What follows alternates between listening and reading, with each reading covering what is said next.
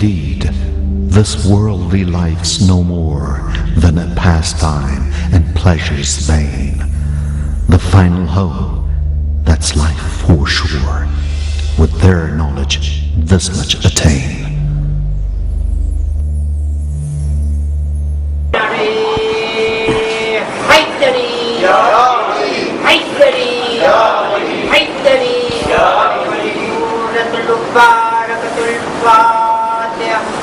بسم الله الرحمن الرحيم مالك يوم الدين يا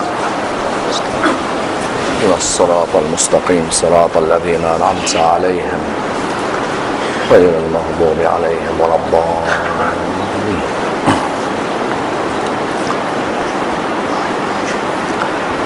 بسم الله الرحمن الرحيم الحمد لله رب العالمين والصلاة والسلام على سيدنا وعظيمنا وحبيب قلوبنا وشفيع نفوسنا أبي القاسم محمد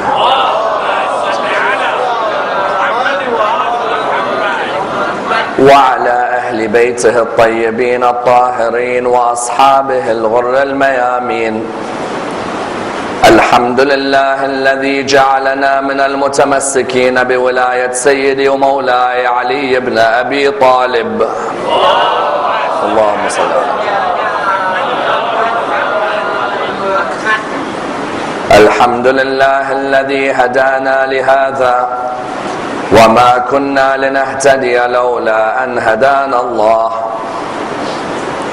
أما بعد، يقول الله في كتابه الكريم بسم الله الرحمن الرحيم قل لا أسألكم عليه أجرا إلا المودة في القربى.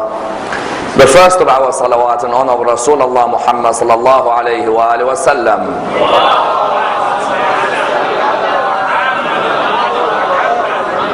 The second in honor of Amir al-Mu'mineen Ali ibn Abi Talib.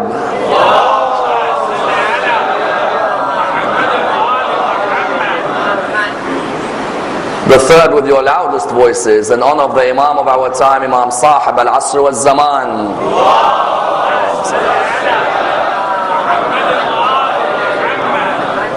Respected scholars, brothers and sisters, Assalamu alaikum wa rahmatullah wa barakatuh.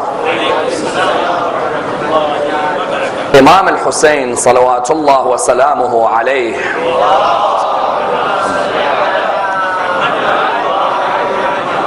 was born on the 3rd of Sha'ban in the 4th year after Hijrah and died on the 10th of Muharram in the 61st year after Hijrah at the age of 57. He is revered by many as the greatest martyr in Islamic history, as well as seen by many as an exemplar in terms of his leadership, his generosity, his bravery and his humility. A man from whose life many a lesson may be learnt and many a principle may be derived. And a man whose acts in his life and standpoints have affected both Muslims and non-Muslims until today. Unfortunately, however, this personality has been understudied in the idea that when you look at the majority of our knowledge concerning his life, the majority of our knowledge or much of our knowledge concerning his life relates to the last year of his life. If you were to ask many people about the first 56 years of the life of Imam al-Husain, you'll find many who will not be able to come up with many anecdotes regarding the first 56 years of his life. Most people know about his life in the last few months, when he left Medina to go to Mecca, when he left Mecca to go towards Kufa, and he stopped at an area called Karbala. That is about as much knowledge as most people have of this personality's life. And this is somewhat shameful on our part, that a person who the Prophet described as the master of the youth of paradise, and who the Prophet would say, Hussein is from me and I am from Hussein, Allah loves the one who loves Hussein. It is sad that we only know about the last days of his life. If you were to ask yourself, how many narrations do you know from the mouth of Imam al-Husayn? As in, how many hadiths can you narrate? Or if you were to ask yourself the question, how many stories do you know about Imam al-Husayn? You'll find many who will come forward and say that barring the 10th of Muharram, our knowledge of Imam al-Husayn is quite limited. That's why tonight, let's have an examination of Imam al-Husayn from the day he was born until the day he was martyred, in order to see the number of important lessons that we can learn from his life. Not only in understanding his relationships, but also in understanding the principles that affected non-Muslims as much as it affected Muslims today. As we said, he was born on the 3rd of Sha'ban in the 4th year after Hijrah. He was the second of the 4 children of arguably one of the most beautiful marriages within the religion of Islam. As we know, Imam Amir al-Mu'mineen had married Fatima al-Zahra, and in that marriage they had 4 children. They had a 5th child who was a miscarried child by the name of Muhsin. But the 4 children was, of course, Imam al-Hassan, Imam al-Husayn, Sayyida Zainab and Kulthum. And you find that Lady Fatima had conceived Imam al-Husayn and had known that she was pregnant with Imam al-Husayn 52 days after she gave birth to Imam al-Hassan. 52 days later, she knew that she was pregnant again. And the narrations tell us that when it came to the time of the birth of the Imam, the narrations tell us that there were mixed feelings surrounding his birth. Normally, when you have a child who's about to be born in the family, normally there is a sense of pride and a sense of joy surrounding the whole family. As in, it's very rare to see a grandfather who's quite sad, or a grandfather who feels some sort of sadness, or a grandmother, or a father, or a mother. Yet Imam al-Husayn, many of the reports indicate that surrounding his birth, there was a sense of a feeling that this child will have an ending that is one full of sadness. The first to comment on this was al-Fadl, the wife of Abbas, the uncle of the Prophet. al-Fadl came to the Prophet and she said to him, Ya Rasulullah, I saw a strange dream last night. He said to her, what did you see? She said, I saw a piece of your flesh in my lap. And I wondered, what is this? To which the Prophet said to her, glad tidings, Fatima will give birth and the boy will be in your hands. Then you find when Fatima al-Zahra gave birth to the Imam on the 3rd of Sha'ban, the narrations tell us that Rasulullah walked heavily to the house of Fatima. When Imam al-Hassan was born, you found that Rasulullah brisked to the house of Fatima. Whereas Imam al-Husayn, when he was born, the narrations say that the Prophet walked heavily, he took heavy steps to the house of Fatima. He called Asma, he said, Asma, where is my Husayn? And she brought Husayn. As soon as she brought Imam al-Husayn to him, he took Imam al-Husayn and began to cry. She said to him, O Prophet of God, why do you cry? As in, this is a newborn child. Surely it's meant to be joy. He said, this child will be slain by an unjust group of people. And may Allah not grant them intercession for what they did. But do not tell Fatima, for Fatima has just come out of labor. And I do not want her to hear this news. You therefore find that from the beginning, his grandfather had a major connection with him. And highlighted to us a very important point. A child learns as much from the grandfather as they do with the father if both are living in the same house. Some of us were honored and fortunate enough that we were brought up in a house where our grandfather is alive. Isn't that true? As in, some of us, when we were young, our grandfathers were in our lives. Some of us, even when we got to our teenage years, our grandfathers were alive. The narrations tell us that the importance of the grandfather is like the father. The child picks up from the grandfather as much as the child picks up from the father. And that Rasulullah, the first thing he did in showing his affection to the child was what? Was that he performed a series of ceremonies which would become lessons for us when a child is born in our family. The first thing he did when Hussein was in his lap was he recited adhan in his right ear and iqamah in his left. Sometimes people ask the question, why is it when a child is born in Islam, you recite adhan in the right and iqamah in the left? The Prophet himself said, because this moves away the whispers of shaitan from the child. We know very well in the Quran, what do we say? قُلْ أَعُوذُ بِرَبِّ النَّاسِ مَلِكِ النَّاسِ إِلَهِ النَّاسِ مِنْ شَرِّ الْوَسْوَاسِ الْخَنَّاسِ. Ya Allah, I seek refuge from the whispering of shaitan. When we recite adhan in the right ear and iqamah in the left, the meaning is that we want to remove away the whispers of shaitan. That's number one. Number two, what did Rasulullah then have 7 days later? He had the aqiqah ceremony. Today, when a child is born, you have the aqiqah. People ask, what is this aqiqah ceremony? Why do you do it? Because the Prophet, we learned, he did it with Imam Husain. What did he do?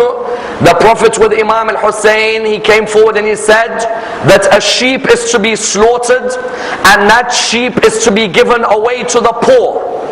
And further than this, a leg of mutton is to be given away to the midwife because of what she helped us with in the pregnancy. Some of us, when our child is born in the hospital, forget about the midwife. We're more concerned with our wife, isn't it? You find that the Prophet of God, what did he tell us? He said, this midwife has been a helper in that child's birth. Don't neglect her position.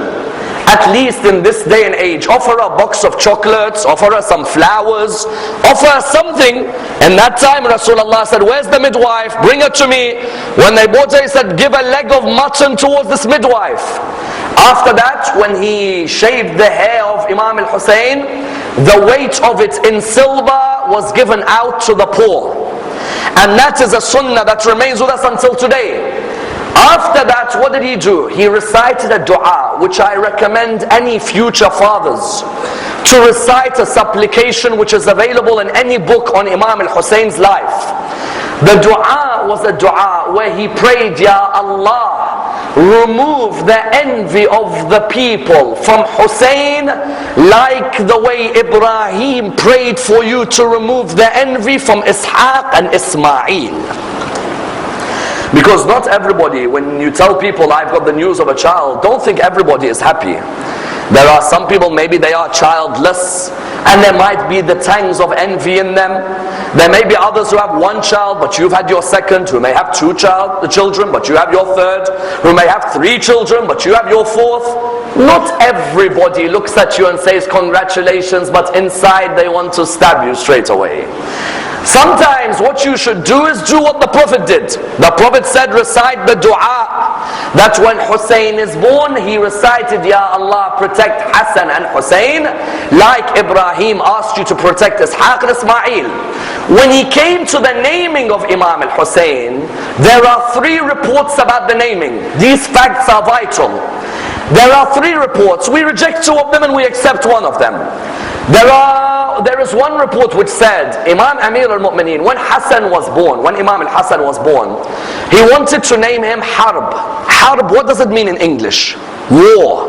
What's a beautiful name to name your son? War. Imagine you look at your son and you say, Salamu alaikum, war. So Rasulullah came to him and he said to him very clearly that no, Ali, change his name from Harb to Hassan. Then when Imam al-Husayn was born, Imam Ali said, now I want to name him War. Rasulullah said, change his name from War to Hussein. Then the narration says, when Muhsin was born and Rasulullah held him, Rasulullah named him Harb, or Imam Ali named him Harb. Rasulullah said, no, change his name to Muhsin. Why do we reject this hadith? Number 1, Muhsin was never born. Muhsin was a miscarried child of Fatima. Number 2, Ali ibn Abi Talib, when Rasulullah once tells him not to do anything, he doesn't do it 3 times. Number 3, there's no better name for Ali ibn Abi Talib to name than War. These are the names of Jahiliyyah. In Jahiliyyah, they used to name their sons Shaitan and Zalim and names like this. You know, very pleasant names for you to give your children. So in Jahiliyyah, because they used to name their sons, so the attribution was that Imam Ali had no other name but Harb. We reject this. Then there's a second narration which says Imam Ali wanted to name Hassan, he wanted to name him Hamza. and he wanted to name Hussein Ja'far because two of them had been shuhada. But that Rasulullah said no, we don't accept any of these. It was Rasulullah who decided that his name will be Hussein. And that attachment between Rasulullah and Imam al-Hussein was a wonderful attachment. Sometimes a grandfather can be the worst role model for a child. Sometimes a grandfather can be the best role model for a child. How many times do you see in some films which appear in the media that the grandfather is this drunkard old man who's swearing the whole day and asleep in the night? You see that sometimes. The grandfather's just sitting down the whole day, grumpy, angry, doesn't want to talk to anyone, swearing the whole time. Rasulullah taught us that you as a grandfather, that child looks at your behavior. If you're rude or angry or unpleasant or have a mannerism where you are someone who is always stubborn, that child picks up on your mannerisms. Whereas if you are the embodiment of warmth and humility, the child grows up a warm and humble child. Today in Muslim communities, I tell you, we have some grumpy grandparents. You have grandparents who the whole day, all they're doing is nagging. Where's the food? Where's the tea? Where's the tea? Where's the food? Bring me this, bring me that. Or the child's looking at this and say, what is this, angry machine we've created at home? Or is this a human being? Whereas Rasulullah, what did he try and show? Rasulullah tried to show very clearly that look at me as the embodiment of warmth and the embodiment of manners. And if I have this warmth and manners, then Hussein will grow up with warmth and manners as well. In which way? You know the Arabs, for example, Rasulullah, what did he do with Imam al-Hussein? He'd lengthen his sujood if Imam al-Hussein was on his back. He'd be on prostration, he'd lengthen his prostration if Imam al-Hussein was on the back. If Imam al-Hussein, he saw him, he would hug him, kiss him, embrace him. There was an Arab man by the name of Al-Agra'. That means his mother named him the bald one. Al-Agra' saw Rasulullah one day embracing Imam al-Hussein. He said to him, Muhammad, you actually kiss your children? He said to him, yes. Why? He said, I've got 10 kids, I've never kissed any of them. He said to him, why? He said, because sign of masculinity. What am I doing kissing and hugging? People will look at me and say, look at him, he's not a man. Rasulullah replied, he who does not show mercy to his children will not be shown mercy by Allah subhanahu wa ta'ala. Mercy, that warmth that was there. And number two, the manners of Rasulullah. The grandchild looks at the akhlaq. He looks at this man humble or is he arrogant? Is he easy to talk to or is he hard-hearted? Imam al-Hussein at a young age would see his grandfather humble with everyone, respectful. وَإِنَّكَ لَعَلَى خُلُقٍ عَظِيمٍ. His morals would be the highest morals. And that's why a young Imam al-Hussein stands next to his elder brother seeing a man perform wudu. They're seeing this man perform wudu, and the man is doing wudu in completely the wrong way. He is washing his hands first, then he is washing his face, then he does his feet, then he goes back to the head. You could easily come to him and say, oh man, are you stupid or something? As in, you do not know how to do wudu? Look how old you are. Some of our people, wallah, they will do this. Our people today, Muslims, when they see someone not practicing his prayers properly, they'll look at him and say, look at this guy, he's 50, 60, he can't even pray properly. Imam al-Hussein sees his grandfather's mannerisms. He comes to the man with Imam al-Hassan. They say to him, oh Shaykh, you are elder than us. Do you mind looking at our wudu and tell us which one of us is doing it right, which one's doing it wrong? The man says, oh grandsons of Rasulullah, it would be my honor. Go ahead, perform the wudu. When they performed the wudu, at the end of the wudu, he looked at them and he said, it is not you who are performing it wrong, it is I who is performing it wrong. Look at the manner in which they approach. The maturity at a young age was why? Was because I'm looking at my grandfather's behavior. When my grandfather in our house lives with us, when his akhlaq is the highest akhlaq, then the grandchildren will come out in that way. And that's why Imam al-Hussein was only 5 years of age when one of the greatest and most important events in Islamic history happened. His grandfather trusted him and Hassan to come alongside him. What was the event? The event of Mubahala. Would you take a 5 and a 6-year-old to the ambassadors of a Christian country? You wouldn't. One is 5, the other is 6. The Christians of Najran came to visit the Prophet.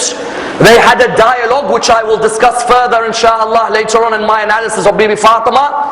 You find that when these Christians came, they discussed with the Prophet. He gave them an argument. They were not convinced by it. The Prophet said to them, very well, if you dispute with me over the knowledge that I've given you, then we'll bring our sons, you bring your sons. We'll bring our woman, you bring your woman. We'll bring ourselves, you bring yourselves. The Christian religion and its envoys, there was no one under the age of 40 as their ambassadors. All of them were elders. Rasulullah was asked, take your sons, your woman, and a man who is like yourself. The man who was like himself was Amir al-Mu'mineen. The woman, Bibi Fatima. The sons, he took Hassan and Hussein when one was only 5 and the other was only 6. What was he showing us? He was showing us, number one, youths have to be at the front of this religion, not at the back. When we go to meet other religions, if our youth are mature, then they will lead this religion forward.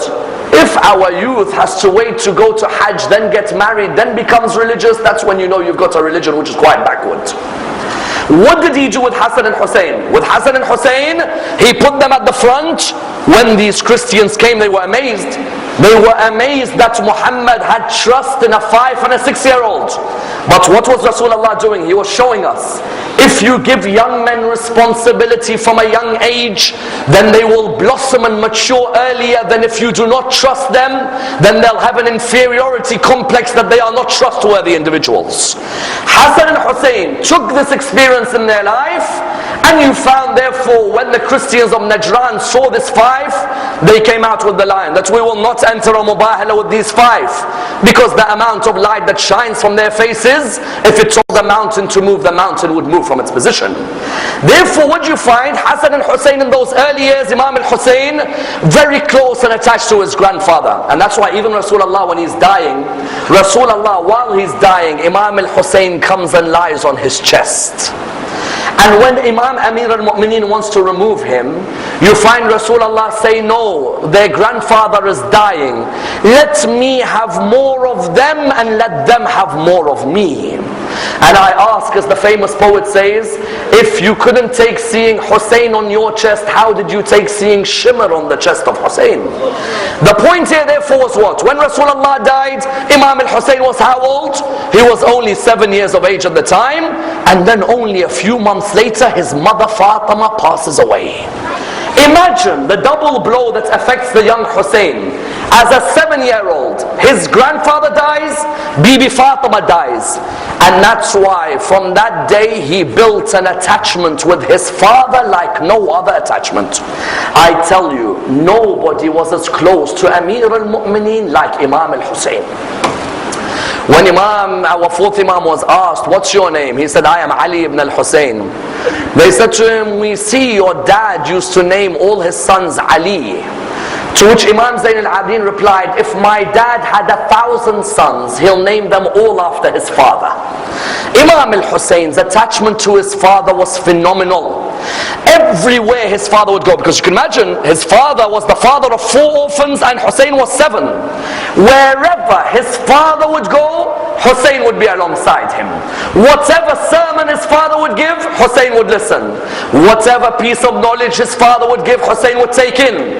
That's why arguably one of the most famous hadiths in Islamic history, one of the most famous du'as in Islamic history was a du'a Imam al-Hussein learned from Imam Ali. Which du'a? Mashlul. Dua mashlul. Mashlul means what? Mashlul means the one who is paralyzed or who is stricken with a severe illness. Imam al-Hussein says, I was with my father. We were doing tawaf of the Kaaba. All of a sudden we laid our eyes on someone who was holding on to the Kaaba and crying and crying and crying. I said to my father, I've never seen anyone cry like this. My father said, Hussein, my dear son, go and see what he wants. What is it? What's wrong? When Imam al-Hussein, he says, I went to this young man. He was holding on to the Kaaba. I said to him, young man, what's wrong with you? He said, I was a person who was rude and disobedient to my father. Brothers and sisters, there is nothing worse in this religion than a disobedient child towards his mother and father. Nothing worse. Do not think your prayers and your fasts will make up for disobedience to your parents. Heaven lies under their feet. Never forget this issue. Ahlul Bayt, on numerous occasions, many of their examples were related to parents and obedience to parents. Imam Husain said, so what did you do? He said, on many occasions I was rude to my father.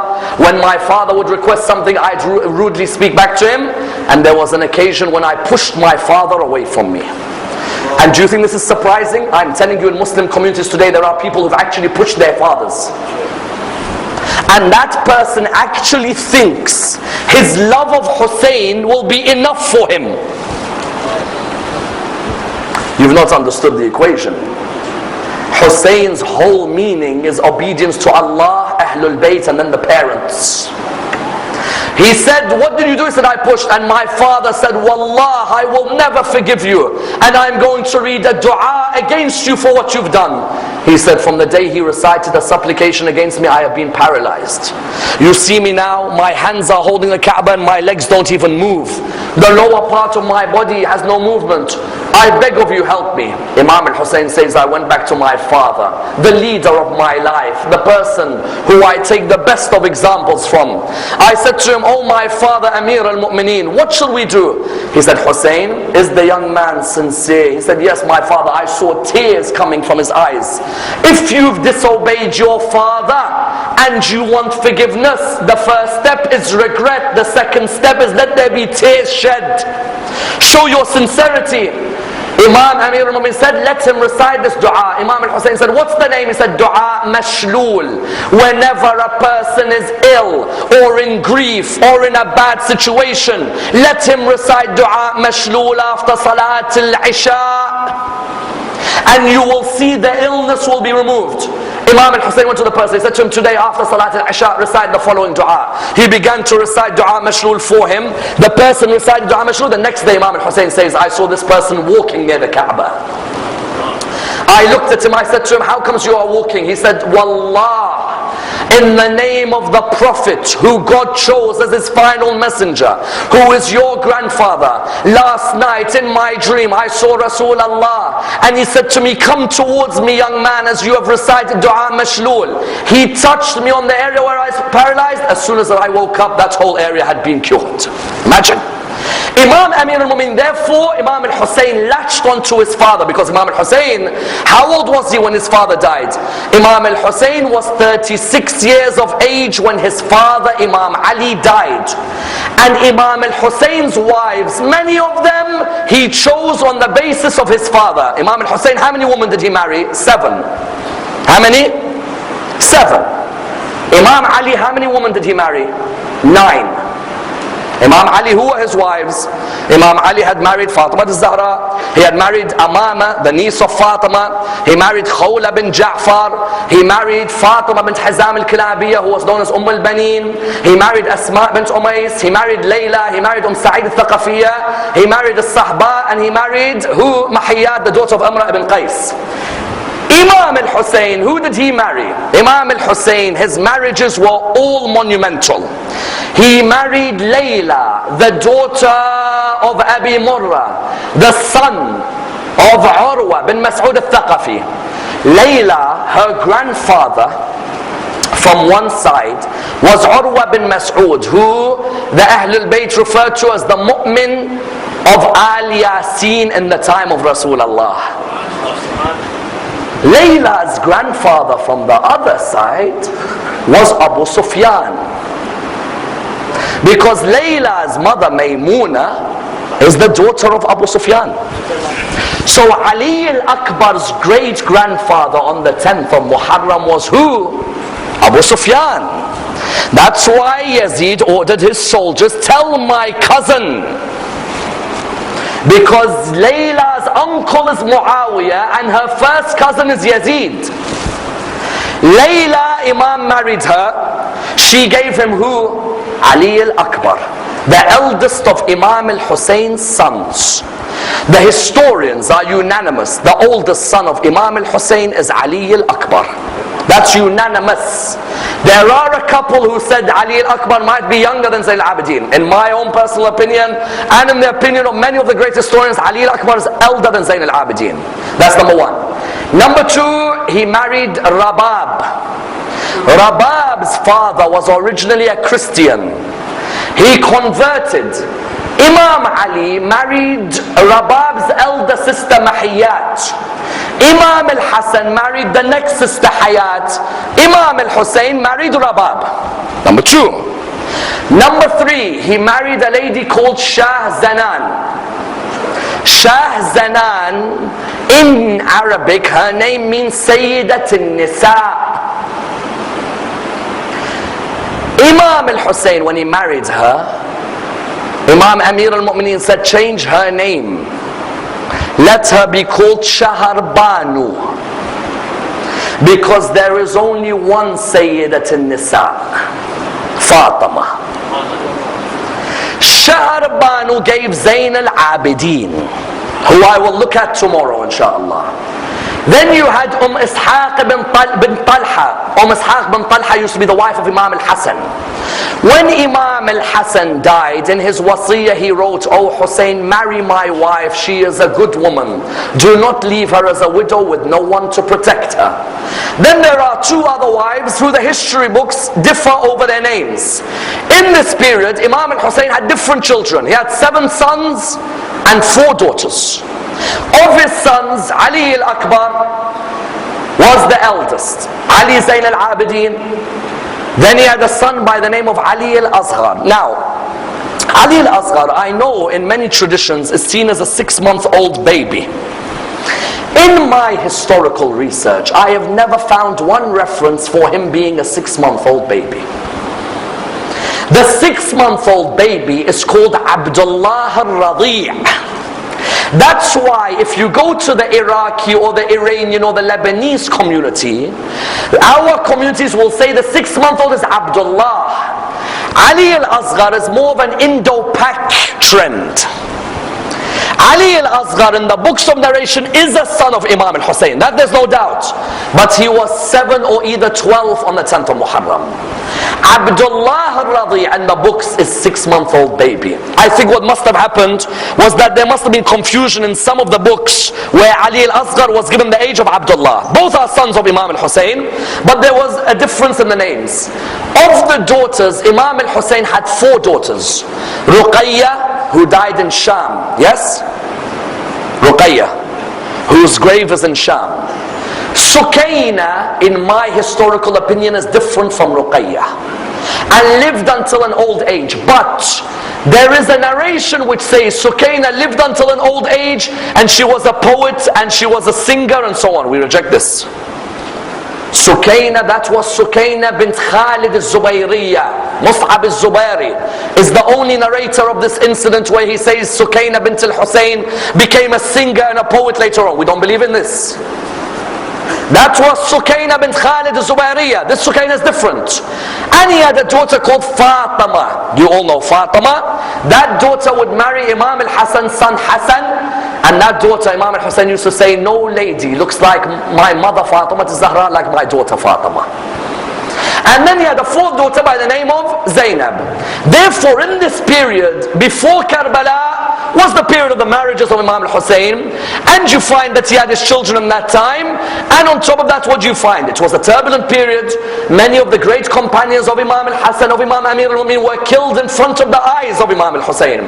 His brother Imam al-Hassan was poisoned. Hujr bin Adi was killed. Ammar bin Hamaq was killed. Rushad al-Hajri was killed. For Aba Abdullah to maintain his patience in that period was difficult. But I tell you something, Aba Abdullah before Karbala had displayed every attribute. Before Karbala, the difference on the 10th of Muharram is they all came together in one day. Before Karbala, on Karbala we always say Imam al-Husayn was generous, don't we? On the 10th of Muharram. Imam al-Husayn years before Karbala showed his generosity. Usama ibn Zayd, when Rasulullah was about to die, he told the companions, go under the leadership of 18-year-old Usama. You remember? 18-year-old Usama, leave Medina with his army. This Usama bin Zayd, the companions didn't join him. This Usama bin Zayd was at Ghadir when he saw Rasulullah say, "Man kuntu mawla, fahada aliyum mawla." Do you know after Rasulullah died, they'd come to Usama, was Ali ibn Abi Talib chosen by Rasulullah or no? He said, "I don't want to get involved in these things." At the Battle of Jamal, they said to Usama, "Usama, who's right, Ali or them?" "I don't want to get involved. I don't know, I'm not sure." At Siffin, "Usama, who's right, Ali or Muawiyah?" "I don't know, maybe they're both good." Ali and Muawiyah are both good. At Nahrawan, "Usama, who's on the right?" This is a lesson for all of us. When you see injustice, don't say, "You know what, I prefer not to get involved." Get involved and say who's the truth with. Because you may be the cause of dissension in history because of your silence. At the end, we don't remember the words of our enemies. We remember the silence of our friends. When this Usama was dying, he had a 60,000 dinar debt on his shoulders. Do you know who the only person he could think of to pay it back for him was? Husain ibn Ali. Tell me, if your father, every time it was his haqq, you just want people to speak out for your father, and you know how much he loved his father.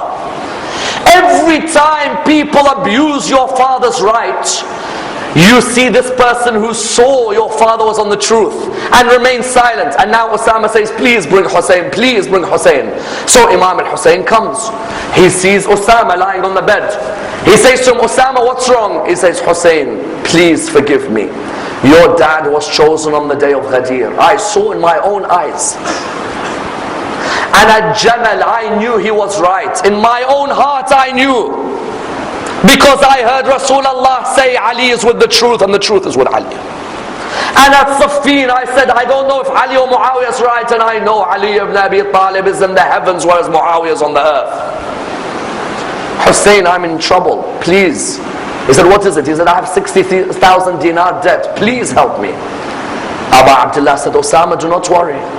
You are remorseful over your stand, I don't mind. May Allah forgive you." He turned around to the person next to him, he said, "Please come and pay 60,000 dinar for Usama." That generosity, others will not display today. If my father's haqq is taken in the community, I tell you, I will keep it on my shoulder for the rest of my life. They didn't allow my father to become president. They didn't allow him to become chairman. They didn't allow him to serve water. They didn't allow him to carry, I don't know, some sort of instrument. I will keep it on my shoulder for the rest of my life. Imam al-Hussein was so generous. He looked at Usama, he said, "Usama, don't worry.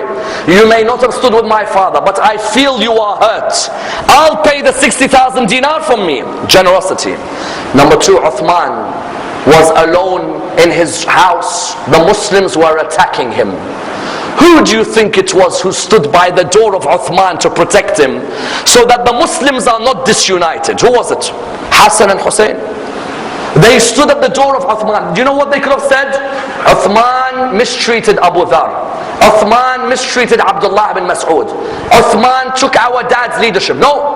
We don't want disunity to occur between the Muslims.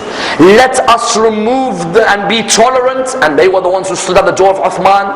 They were the ones who gave water to Uthman while Muslims were attacking him. And do you know what the sad thing later on is? They say Ali ibn Abi Talib is the cause of Uthman's death. Ali ibn Abi Talib sent Hussein to stand for Uthman, to be there at the door. Even if I differ with Uthman politically, at the end of the day, Muslims should not take it in their own hands to come and stab another human being. There is a particular legal system and there's a particular courtroom. That's number two. Number three, his generosity when it came to his knowledge. Before Karbala, do you know how many great hadiths we have from Imam al-Husayn? I tell you, ask any Muslim, tell me one hadith of Imam al-Husayn. Imam al-Husayn says, I heard from my grandfather Rasulullah saying that the best quality of a Muslim is that he speaks little about a topic that does not concern him. How many of us have to get involved in every topic, isn't it? Every topic. People who concern us, don't concern us, we have to get involved. Habib, it's none of your business. Stay out. Stay out. No, I want to get involved. Rasulullah, Imam Husain said, I heard Rasulullah say that the best quality of a Muslim is what? Is that he speaks less about a topic that does not concern him. Then he says, I heard my father Amir al-Mu'mineen say, please listen to this unbelievable narration. I heard my father Amir al-Mu'mineen say, I am surprised at the human being who refrains from food due to fear of illness but does not refrain from sin even though he knows about hellfire. We refrain from food because we're scared of illness, but we don't refrain from sin because we're not scared of hell. I am surprised at the one who refrains from food due to fear of illness, but does not refrain from sin even though he knows about hellfire. You would find that he'd provide, and that's why one example of Imam al-Husayn, years before Karbala, a young man comes up to Imam al-Husayn and says, Imam al-Husayn, I can't stop sinning, and I'm just going to have to continue. What do I do? Give me some advice. Imam al-Husayn said, keep sinning. He said, sorry? He said, keep sinning. He said, Imam Husain, I came to you for advice, you tell me keep sinning? He said, yes, keep sinning. But there are 5 conditions when you sin. Sin! But the first condition is sin in the place where Allah cannot see you. Sin! But sin in the place where Allah cannot see you. Condition number 1. He said, Abu Abdullah, Allah can see me everywhere. He said, okay. Condition number 2, sin. But don't sin on God's earth. Go and build your own earth and sin there. Number 3, sin. But don't use Allah's rizq as the energy to sin. Number 4, sin. But when the angel of death comes to take your soul away, don't say it's not the time. Number 5, sin. But when you're punished in the fire of hell, don't say, I shouldn't be here, get me out. If you've passed these 5 conditions, continue sinning, there's no problem. The person said, Ya Abu Abdullah, I'm never going to sin again after that. Because it's impossible to go through those conditions. You had that generosity that came with him, with his knowledge. Even you had the self-sacrifice of Imam al-Husayn. That's arguably the greatest moment of self-sacrifice before Karbala was related to Karbala. Someone says, how? Before Karbala and the battle of Nahrawan, you find even before this there was a moment of generosity. That's when Imam al-Husayn asked the teacher. He said to the teacher called Abu Abdurrahman al-Salami, teach my son how to recite Quran. When that teacher finished reciting Quran, teaching the kid how to recite Quran, Imam al-Husayn saw his son saying Bismillah ar-Rahman ar-Rahim. Imam got so much pearls and clothes and he gave it to the teacher. People came and said, Abu Abdullah, all this person did was teach your son how to recite Bismillah ar-Rahman ar-Rahim, and you give him this much hadiyah? To which he replied, what I give him is never enough because of the person who teaches my son how to mention Allah's name. It can never be enough. That person taught my son Bismillah, whatever I give him is not enough. Then on top of that, the great self-sacrifice when you see someone come to him when his father died. Imagine when your father's died and someone comes up to you from Syria. He sees you, he says, what's your name? He says, Hussein. Son of who? He says, son of Ali ibn Abi Talib. He said, may Allah curse you and curse your father Ali. If someone talked like that to you, how would you reply back to him? May Allah curse you and your father. The guy's name was Asam ibn Mustalaq. Imam said, is the wind of this area hurting you? Or maybe you've had a disagreement with your wife.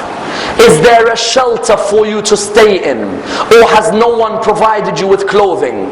Please come and stay in my house if you are a stranger in this area. Wallah, that person began to cry. He said, Aba Abdullah, I cursed your father in front of you, and this is the way you reply back to me, by making your house available for you?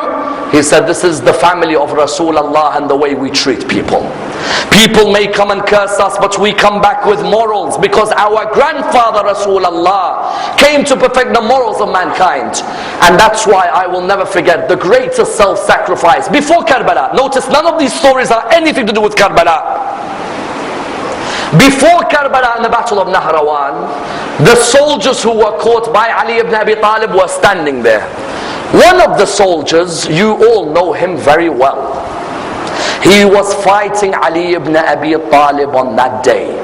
He had some rope around his hands. It wasn't too tight, but it was around the hands. Imam Husain was walking past. He saw that soldier. And the soldier looked at him and said, Husain, I beg you, please remove this rope from around my hand, because the rope is causing nervousness in me. Remove it. And I'm asking you.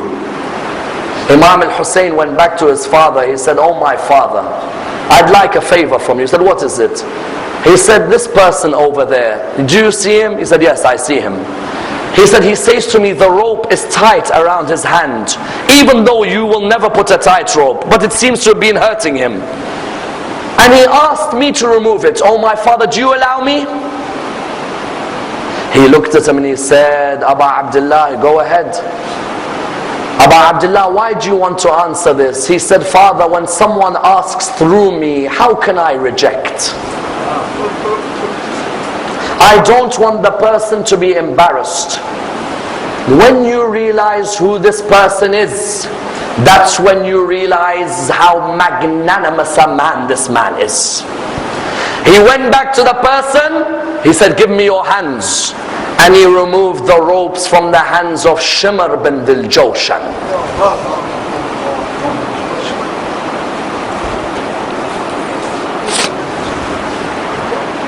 Tell me, which mercy did he show to you when he sat on your chest on the afternoon in Karbala? This man, you remove a rope from his hand because when a person asks you, you do not want to embarrass them. And that is the same man who sits on your chest on the 10th of Muharram. That's Hussein. Before Karbala, not one mention in our lectures of Aba Abdullah before Karbala. This is Aba Abdullah before Karbala. And that's why the 10th of Muharram wasn't Imam al-Husayn. Imam al-Husayn for years had displayed these attributes. Karbala was when all of them came together on one day. Generosity with knowledge and forgiveness and humility and care and honor and dignity. That Hur bin Yazid al-Riyahi, who was a commander of the opposition, who had blocked water from the children of Hussein, and yet the forgiving heart of Aba Abdullah forgives him. And that's why when you look at Islamic history, not only Muslims but non-Muslims come and say, Hur, and the way he was forgiven. The horse, which man is thirsty, but before he drinks the water he says, horse, you drink, I can't bear to see you thirsty. Today Muslim countries have no respect for animal rights, whereas the master of Islam displayed respect to his animal. Which man gives away his 6-month-old baby? Which man lies on the ground with his killer on his chest and he says to his killer, if you give me water I will intercede for you on the day of judgment? And that's why Imam al-Husayn, when you look at his biography, it's not just Muslims who have been affected by this colossal figure. No, non-Muslims as well. Look at Gandhi when he went out on his salt march with 72 people. And they said to him, Gandhi, why have you taken 72? He said, because Hussein took 72. And Hussein's 72 were eternal. I want my 72 to be eternal. I learned how to achieve victory while oppressed through Husayn ibn Ali. That was Gandhi.